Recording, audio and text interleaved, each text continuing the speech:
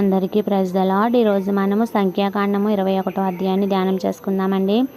ఇశ్రాయేలీయులు అతారీయుల మార్గమున వచ్చుచున్నారని దక్షిణ దిక్కును నివసించిన కానానీయుడైన ఆరాదు రాజు విని అతడు ఇశ్రాయేలీయులతో యుద్ధము చేసి వారిలో కొందరిని చెరపట్టగా ఇశ్రాయేలీయులు యెహోవాకు మొరక్కుకొనెను. నీవు మా చేతికి ఈ జనమును బొత్తిగా అప్పగించిన ఎడల మేము వారి పట్టణములను నీ పేరట నిర్మూలం చేసేదామని యెహోవా ఇశ్రాయేలీయుల మాట ఆలకించి ఆ కానానీయులను అప్పగింపగా ఇశ్రాయేలీయులు వారిని వారి పట్టణములను నిర్మూలం చేసిరి. అందువలన ఆ చోటికి హోర్మా అని పేరు పెట్టబడెను. వారు ఏదేము దేశమును చుట్టిపోవలెనని హోరు కొండ నుండి ఎర్ర సముద్ర మార్గమున సాగినప్పుడు మార్గయాసము చేత జనులు ప్రాణము సొమ్మసిల్లెను. కాగా ప్రజలు దేవునికి మోషేకును విరోధముగా మాట్లాడి ఆ అరణ్యములో చచ్చుటకు ఐగుప్తుల నుండి మీరు మమ్మల్ని ఎందుకు రప్పించితిరి? ఇక్కడ ఆహారము లేదు, నీళ్లు లేవు, చవిసారములు లేని ఈ అన్నము మాకు అసహ్యమైనదనిరి. అందుకు యెహోవా ప్రజలలోనికి తాపకారములైన సర్పములను పంపెను. అవి ప్రజలను కరువగా ఇశ్రాయేలీయులు అనేకులు చనిపోయారు. కాబట్టి ప్రజలు మోషే యుద్ధకు వచ్చి మేము యెహోవాకును నీకును విరోధముగా మాట్లాడి పాపం చేసితేమి యెహోవా మా మధ్య నుండి సర్పములను తొలగించినట్లు ఆయనను వేడుకోమనిరి. మోషే ప్రజల కొరకు ప్రార్థన చేయగా యెహోవా నీవు తాపకరమైన సర్పము వంటి ప్రతిమము చేయించి స్తంభము మీద పెట్టుము, అప్పుడు కరవబడిన ప్రతివాడును దానివైపు చూచి బ్రతుకునని మోషేకు సెలవిచ్చెను.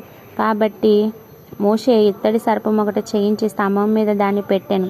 అప్పుడు సర్పపు కాటు తినిన ప్రతివాడు ఆ ఇత్తడి సర్పమును నిదానించి చూచినందున బ్రతికెను.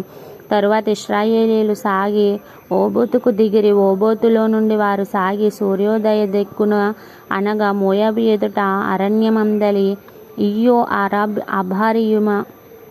అబారీమునొద్ద దిగిరి. అక్కడ నుండి వారు సాగి జెరోదు లోయలో దిగిరి. అక్కడ నుండి వారు సాగి అమోరీయుల పొలిమేరల నుండి వచ్చి ప్రవహించి అరణ్యమందు సంచరించు అర్నోను అద్దరికి దిగిరి.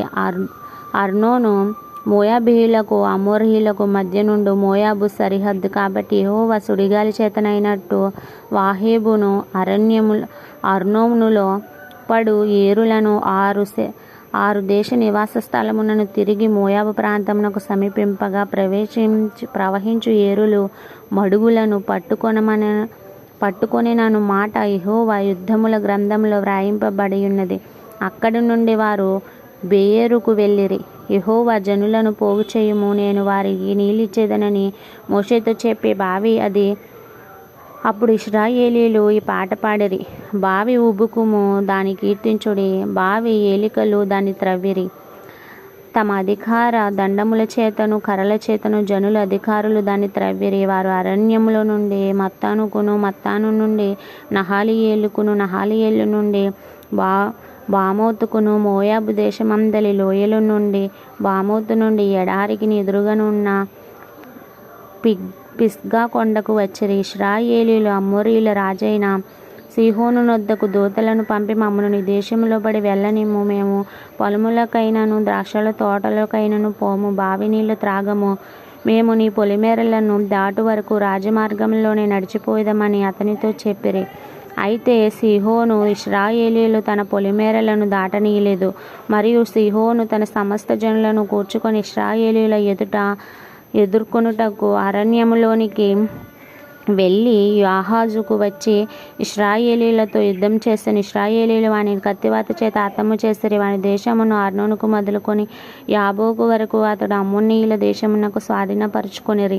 అమోరీయులు పొలిమేర దుర్గమైనది అయినను ఇశ్రాయేలీయులు ఆ పట్టణములన్నిటినీ పట్టుకొనిరి. ఇశ్రాయేలీయులు అమోరీయుల పట్టణములలోను మొష్బోను పట్టణములోను దాని పల్లెలన్నింటిలోనూ దిగిరి. హెర్బోను అమోరీయుల రాజైన సీహోను పట్టణము. అతడు అంతకు మునుపు మోయాబు రాజుతో యుద్ధం చేసి అర్నోను వరకు వాని దేశమంతయు పట్టుకొనెను. కాబట్టి సామెతలు పలుకు కవులు ఇట్లు చెప్పుదురు, హెష్బోనుకు రండి, సీహోను పట్టణమును కట్టవలెను, దానిని స్థాపింపవలెను.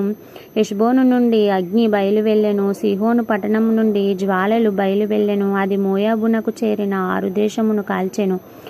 అర్నోను యొక్క ఉన్నత స్థలము ప్రభువులను కాల్చెను. మోయాబు నీకు శ్రమ కామోషు జనులారా, మీరు నశించితిరి. తప్పించుకొనిన తన కుమారులను తన కుమార్తెలను అతడు అమోరీయుల రాజైన సీహోనుకు చేరగా ఇచ్చెను. వాని మీద గురిపెట్టి కొట్టితిమి. దీబోను వరకు హెష్బోను నశించెను. నోవాహుకు వరకు దాన్ని పాడు చేసితిమి. అగ్ని వలన మేదేబా వరకు పాడు చేసితిమి. అట్లు ఇశ్రాయేలీయులు అమోరీల దేశంలో దిగిరి మరియు యాజెరు దేశమును సంచరించి చూచుటకై మోషే ప్రజలకు మనుషులను పంపగా వారు దాని గ్రామములను వశము చేసుకొని అక్కడనున్న అమోరీయులను తోలివేసిరి. వారు తిరిగి బాషాను మార్గమున వెళ్ళినప్పుడు బాషాను రాజైన ఓగోను అతని సమస్త జనులను ఎద్రోయిలో యుద్ధము చేయుటకు వారిని ఎదుర్కొనగా బయలుదేరగా యెహోవా మోషేతో ఇట్లా, నేను అతనికి భయపడకుము. నీవు అతనికి అతని సమస్త జనమునకు అతని దేశమునకు నీ చేతికి అప్పగించితిని. నీవు హెష్బోనులో నివసించిన అమోరీయుల రాజైన సీహోనుకును చేసినట్లు ఇతనికి చేయుదువు. కాబట్టి వారు అతని కుమారులను అతనికి ఒక్కడైనను శేషించకుండా అతని సమస్త జనులను హతము చేసి అతని దేశమును స్వాధీనపరచుకొనిరి. ఇంతటిది పరిశుద్ధ వాక్యం మనలందరినీ దీవించి ఆశీర్వదించునుగాక. ఆమేన్.